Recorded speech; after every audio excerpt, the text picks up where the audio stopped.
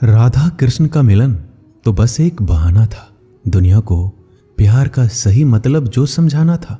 राधा के सच्चे प्रेम का यह इनाम है, कान्हा से पहले लोग लेते राधा का नाम है। प्रेम एक ऐसा अनुभव है जो मनुष्य को कभी परास्त नहीं होने देता, और घृणा एक ऐसा अनुभव है जो मनुष्य को कभी जीतने नहीं देता। इंसान का मुश्किल वक्त उसके लिए एक दर्पण की तरह होता है, जो हमारी क्षमताओं का दर्शन हमें करवाता है। इस पूरे ब्रह्मांड में ऐसी कोई ताकत नहीं जो इंसान की इच्छाओं की पूर्ति कर सके, क्योंकि इंसान की इच्छाएं एक समुद्र के समान होती है जिसे कभी भी भरा नहीं जा सकता। अगर आप जीवन में असफल होते हैं तो आपको दोबारा प्रयास करने में कभी घबराना नहीं चाहिए, क्योंकि जब आप दोबारा प्रयास करते हैं तो आपकी शुरुआत सुनने से नहीं बल्कि आपके अनुभव से होती है। इस संसार में मनुष्य किसी भी रूप में बड़ा नहीं होता, बल्कि मनुष्य के पीछे जो ताकत खड़ी होती है वो ज्यादा बड़ी होती है। जिस व्यक्ति के पास संतुष्टि नहीं है, उसे कितना भी मिल जाए वह असंतुष्ट ही रहेगा। स्वार्थ से रिश्ते बनाने की कितनी भी कोशिश करे वह कभी नहीं बनते, और प्रेम से बने रिश्तों को कितना भी तोड़ने की कोशिश करे वो कभी नहीं टूटते। जब हम स्वयं जीवन के शिल्पकार हैं तो चलो हम अपनी मुश्किलों को हराते हैं, जीवन में मुस्कुराते हैं। जो मन को नियंत्रित नहीं करते उनके लिए वह शत्रु के समान कार्य करता है। उससे मत डरो जो वास्तविक नहीं है, ना कभी था ना कभी होगा। जो वास्तविक है वो हमेशा था, उसे कभी नष्ट नहीं किया जा सकता। कृष्ण ने दुष्टों को भी अपनी गलती सुधारने का मौका दिया, क्योंकि वो किसी मनुष्य को नहीं उसके अंदर के बुराई को मारना चाहते थे। शब्द उतने ही बाहर निकालने चाहिए जिन्हें वापस भी लेना पड़े तो खुद को तकलीफ ना हो। जीवन में कभी भी किसी से अपनी तुलना मत कीजिए। आप जैसे हैं सर्वश्रेष्ठ है। बड़प्पन वह गुण है जो पद से नहीं संस्कारों से प्राप्त होता है। परायों को अपना बनाना उतना मुश्किल नहीं है जितना अपनों को अपना बनाए रखना होता है। हमेशा छोटी छोटी गलतियों से बचने का कोशिश किया करो, क्योंकि इंसान पहाड़ों से नहीं पत्थरों से ठोकर खाता है। रिश्तों को निभाने के लिए वक्त निकालिए, कहीं ऐसा ना हो जब आपके पास वक्त हो तो रिश्ता ही ना बचे। वक्त और अपेक्षा बदलते ही सबके असली चेहरे सामने आ जाते हैं, या फिर हम में कुछ कमी आ जाती है, या वो अभिनय अच्छा करने लगते हैं। जहां एक निराश मनुष्य किसी भी कार्य में उसका दुष्परिणाम खोज लेता है, वहीं जिज्ञासु और आशावादी मनुष्य हर मुश्किल कार्य में भी एक अवसर खोज लेता है। किसान की भी क्या मजबूरी है, यहाँ उसकी छत टपकती है फिर भी बरसात की दुआ भगवान से करता है। अध्यापक और जीवन में बस इतना ही अंतर है। अध्यापक उपदेश सिखाकर परीक्षा लेता है और जीवन परीक्षा लेकर उपदेश सिखाती है। घमंड में डूबे मनुष्य को ना तो स्वयं की चूक दिखाई देती है, ना ही दूसरों की कोई बात अच्छी लगती है। हमारे जीवन की सबसे बड़ा सौभाग्य आपको पता है क्या है? कि जब हम रूठ जाएं तो हमें मनाने वाला भी कोई होना चाहिए। पीड़ा जब होती है जब स्वयं को चोट लगती है, वरना दूसरों के तो सिर्फ रक्त ही नजर आते हैं, उनकी पीड़ा नहीं। संसार को समझने से पहले स्वयं को कठोर कर लो, नहीं तो ये संसार कुचल के रख देगा आपकी हिम्मत को। सुगंध से हमारे कपड़ों का महकना कोई बड़ी बात नहीं है। आनंद तो तब आएगा जब आपके आचरण से सुगंध आए। कथन तो मैं भी साधारण ही करता हूँ, बस समझने वाले इसे असाधारण बना देते हैं। सूरज कितना भी तेज हो, क्या महासागर को सुखा सकता है? उसी तरह आशा का सागर एक असफलता से खाली नहीं हो सकता। किसी पर भी पक्का विश्वास नहीं करना चाहिए, क्योंकि नमक और शक्कर का रंग हमेशा एक जैसा ही होता है। इस दुनिया में अक्सर लोग किसी को याद करके भूल जाते, लेकिन उसका हिसाब लगाना कभी नहीं भूलते। किसी ने भगवान से पूछा कि तुम्हारे सबसे करीब कौन है? पता है भगवान ने क्या कहा? वो मनुष्य जिसके पास बदला लेने की शक्ति हो और फिर भी उसने किसी को माफ कर दिया। इस दुनिया में मैंने अपने काम से काम रखने वाले लोगों को भी देखा है। मैंने लोगों को बदलते नहीं बेनकाब होते भी देखा है। मुझे इस आकाश में ऊंचा उड़ना सीखना है, चाहे कितनी बार जमीन पर गिरना पड़े। अगर मेरे सपनों को पूरा करना है तो चाहे स्वयं से क्यों न लड़ना पड़े। दुनिया का सबसे कड़वा सच पता क्या है? खुशियां लाते लाते माँ बाप के चेहरे पे झुर्रियां उभर आती है।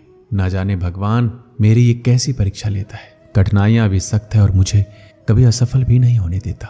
हमारी जिंदगी का सबसे बड़ा इस्तेमाल इसे ऐसे किसी कार्य में लगाने में है जो इस जीवन के बाद भी दूसरों के लिए काम आता रहे। इस संसार में सभी लोगों का मृत्यु अटल है, पर वास्तव में सभी लोग अपना जीवन जीते ही नहीं।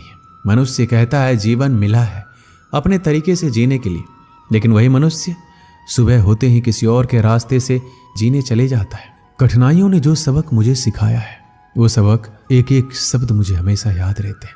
अगर आप कामयाब नहीं हो रहे तो आपको जरूरत है अपने स्वभाव को बदलने की।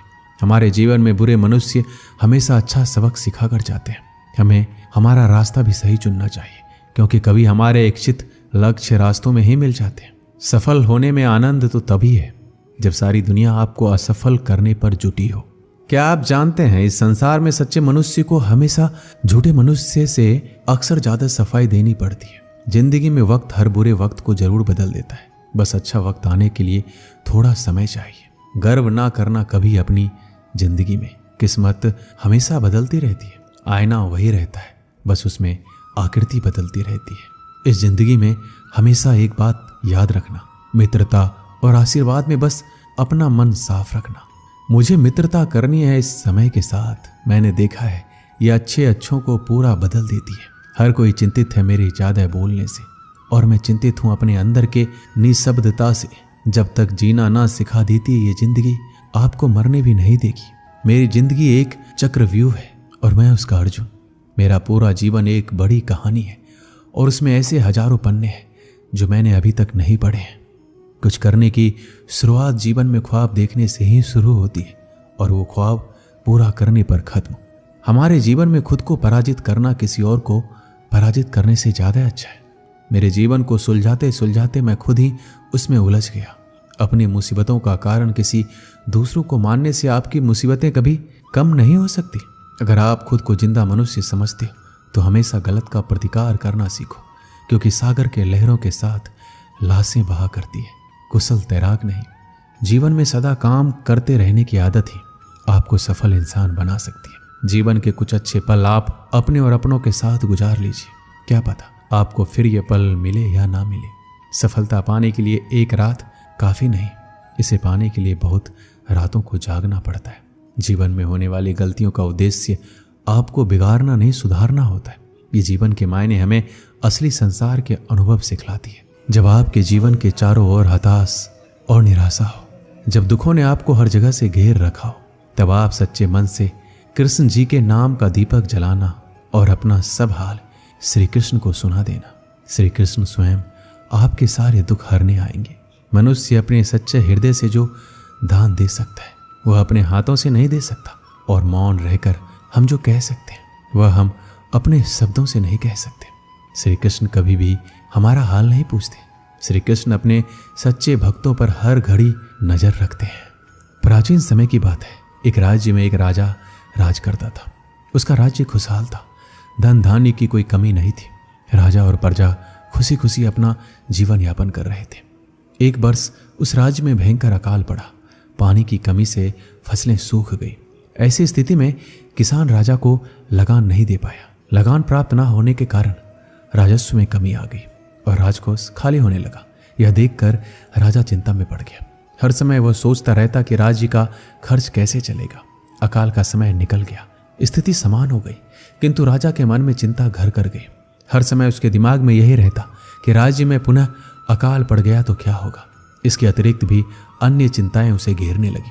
पर उसी राज्य का भय, मंत्रियों का षड्यंत्र जैसी कई चिंताओं ने उसकी भूख प्यास और रातों की नींद छीन ली थी।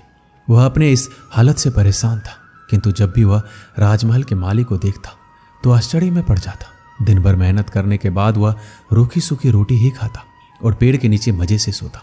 कई बार राजा को उससे जलन होने लगती। एक दिन उसके दरबार में एक सिद्ध साधु पधारे। राजा ने अपनी समस्या साधु को बताई और उसे दूर करने का सुझाव मांगा। साधु राजा की समस्या अच्छी तरह से समझ गए थे। वो बोले, राजन, तुम्हारी चिंता की जड़ राजपाट है। अपना राजपाट पुत्र को देकर चिंता मुक्त हो जाओ। इस पर राजा बोला, गुरुवर, मेरा पुत्र मात्र 5 वर्ष का है। वह अबोध बालक राजपाट कैसे संभालेगा? साधु बोले, तो फिर ऐसा करो, अपनी चिंता का भार तुम मुझे सौंप दो। राजा तैयार हो गया और अपनी राजपाट साधु को सौंप दिया। इसके बाद साधु ने पूछा, अब तुम क्या करोगे? राजा बोला, सोचता हूं कि अब कोई व्यवसाय कर लो, लेकिन उसके लिए धन की व्यवस्था कैसे करोगे? अब तो राजपाट मेरा है, राजकोष के धन पर भी मेरा अधिकार है। राजा ने उत्तर दिया, तो मैं कोई नौकरी कर लूँगा। तब साधु ने कहा, ये ठीक है, लेकिन यदि तुम्हें नौकरी ही करनी है तो कहीं और जाने की आवश्यकता नहीं है, यही नौकरी कर लो। मैं तो साधु हूँ, मैं अपनी कुटिया में रहूँगा। राजमहल में ही रहकर मेरी ओर से तुम ये राजपाट संभालना। राजा ने साधु की बात मान ली और साधु की नौकरी करते हुए राजपाट संभालने लगा। साधु अपनी कुटिया में चले गए। कुछ दिन बाद साधु पुनः राजमहल आए और राजा से पूछा, कहो राजन, अब तुम्हें भूख लगती है या नहीं? तुम्हारी नींद का क्या हाल है? राजा ने कहा, गुरुवर, अब तो मैं खूब खाता हूँ और गहरी नींद सोता हूँ। पहले भी मैं राजपाट का कार्य करता था, अब भी करता हूँ। राजा ने अपनी स्थिति बताते हुए प्रश्न भी पूछ लिया, फिर ये परिवर्तन कैसे? ये मेरी समझ के बाहर है। साधु मुस्कुराते हुए बोले, राजन, पहले तुमने काम को बोझ बना लिया था और उस बोझ को हर समय अपने मानस पटल पर ढोया करते थे, किंतु राजपाट मुझे सौंपने के उपरांत तुम समस्त कार्य अपना कर्तव्य समझकर करते हो, इसलिए चिंता मुक्त हो। इस कहानी से हमें क्या सीख मिलती है? जीवन में जो भी कार्य कीजिए अपना कर्तव्य समझकर कीजिए, ना कि बोझ समझकर। यही चिंता से दूर रहने का मात्र एक तरीका है। दोस्तों, इस वीडियो में बस इतना ही। मिलते हैं अगले वीडियो में। अपना ख्याल रखिएगा। जय श्री कृष्ण।